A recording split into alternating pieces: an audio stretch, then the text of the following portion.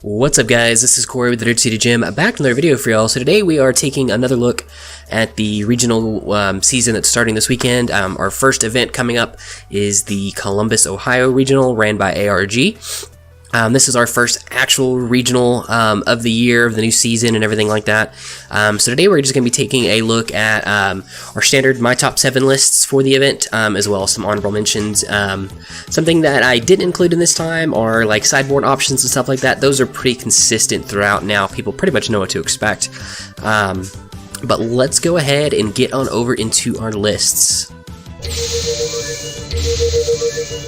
Alright, so first up we're getting into our honorable mentions. Same as last week, I've got Mass Sane included on here. It had really not much of a showing last week. I'm not quite sure what to kind of take with Mass Sane. It's one of those that I'm not expecting them to do, like have a ton of them do well. But it's one of those decks, if it's hot and the pilot just is hitting really well, it can actually do really well. It's just so strong and so aggressive. Which is really kind of what you need to be in this format currently. So I do think it has potential, but at the same time, it's one of those decks that if things just don't go very well for it, it can just really bottom out. Like, it can do as well as any deck, and it can do as poorly as any deck. And largely not overly relevant to the pilot as much as just the RNG of how the deck works. So I do think Mass Sane has potential. We'll kind of see how it does, but it's just kind of how the deck runs. Alright, next up we've got Red Blue Hirudegarn, which is taking a fall from last week. I had this in my top 7. There were a healthy amount of people that played Red Blue Hirudegarn last week. It just didn't do very well. I believe there was like 20 or so players, and none of them made top 16. So that's kind of pushing it out of my my top 7 for this week. I do think it has potential. Obviously, it's still very good. If you hit the right meta decks that you're hoping to hit, it can do very well. Chain Zeno is just a great engine in and of itself. Hirudegarn has some aggro to it, and it has the ability to really, put your opponent in awkward situations. But if it doesn't hit the decks it's expecting to see, then it can do poorly, which is what we saw last weekend. Continuing on from last weekend, I still have Toa in my honorable mentions. Obviously, one did make top 16 last weekend. I do think that has a lot to do with people not quite knowing what to expect from Toa, or just not really knowing what Toa did. If you watch any of the matches where Toa was being played, there were several instances where the opponent really didn't quite know how to play the matchup and things like that, and they got kind of caught off guard. It's not to take away at all from the guy who played Toa and did well with it. He played it very well, obviously, but I do think a lot of that comes from just people being unaware of the matchup. Now, that's not really much an excuse. It's been out there. People have seen it played, know kind of what to expect and everything like that. So I don't expect it to do as well this weekend as it did this last. But it still is one of those decks that it has the potential to do very well just based on its hand control and things like that. So we'll kind of see how it goes. Like I said, I think now that people are more aware of Toa and that it is a deck that you at least have to have in the back of your mind, I'm not expecting it to do as well. Alright, and last in our honorable mentions, this one is a little reach on my part, but this is my Shoot for the Stars. Big call for the weekend. I think Bojack has the potential to do very well this weekend, just kind of based on where the meta is at the moment. We're in a turn 4, turn 5 format with our Victory Strike decks and our Shin on Gogeta decks and things like that, and I think those are the type of metas where Bojack has the potential to thrive. It has access to cards like Merciless Farewell, which just gets rid of Victory Strikes and Gogetas and things like that. It has really great kind of board control. If you get up into your big Bojack, it has great hand control. It still deals with Janemba very well. It's a yellow leader, so it gets access to really good negates like Time Magic. It also gets access to things like Shugesh. So I do think it has a potential to do well. It's just a matter of people playing it. This last weekend, from what I saw on the sheets provided by Scott Slater, there was nobody playing Bojack. And that's just kind of where Bojack's going to be. If no one plays it, it has no opportunity to do well. But I do think if someone makes the hard call, I think Bojack could do very well. But that is it for our honorable mentions, and now we're going to go ahead and get into our top 7. Alright, first up, cracking into our top 7 this week, we have red-blue Pan or Pan Zeno, whatever you want to call it. There's a couple different variations of this deck. Generally, it's pretty much a 40-card skeleton, and then your kind of tech options, depending on how you want to run it and things like that. But it's red good stuff with Chain Zeno in the back, which is just a great combination in of itself. Pan's always one of those that kind of lingers in the back. It's never like fantastic, but it's always very good. It's got decently well-rounded matchups across the board, which I think is probably good enough to get it to crack into top cut. It really depends on how many people show up at the event. I think it may struggle to get into a top 8, but I think in a top 16 type situation, much like last week, I think it has potential to do pretty well. Again, I'm not expecting Pan to just like dominate the event or win the event by any stretch of the imagination, but I do think the good pilots that bring Pan have the opportunity to do well. Alright, next up we have our Shinron Gogeta.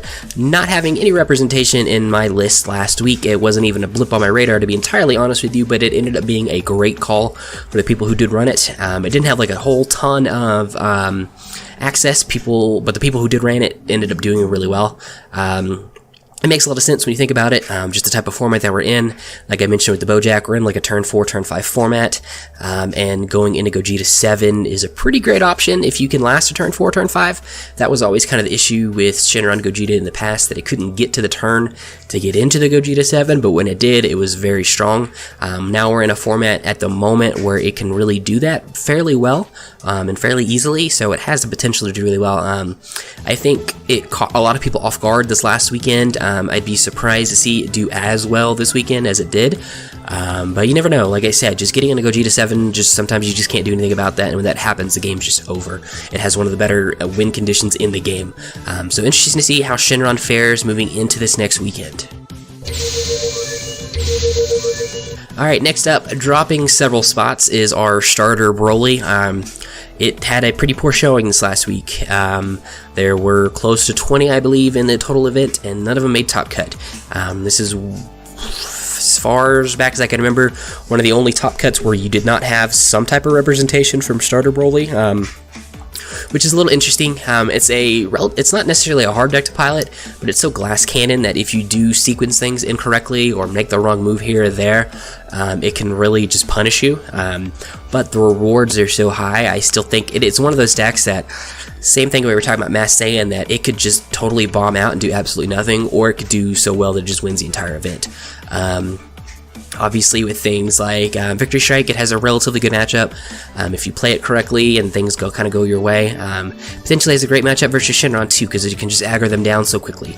It really just depends on how the deck runs and how it draws. If it draws well, then you kind of are unstoppable, but if you make one mistake, it's kind of unforgiving and you kind of let the games go that way. But I do think it still has potential. I still think it's one of the better decks in the format.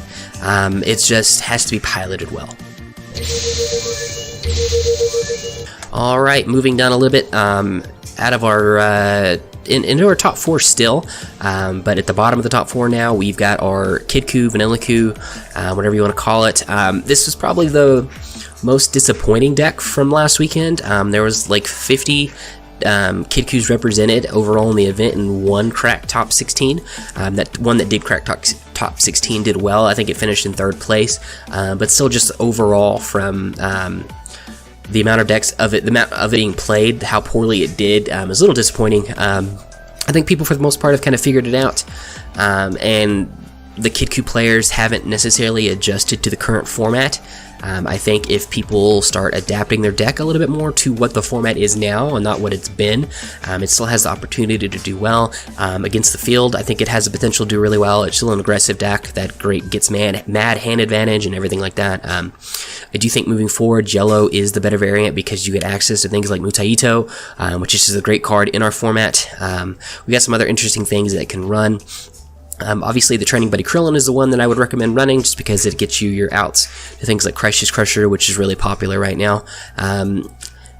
It's one of those decks that one will make top cut, I would imagine, but if the decks don't adapt, then we could be seeing the end of the Kidcoo era.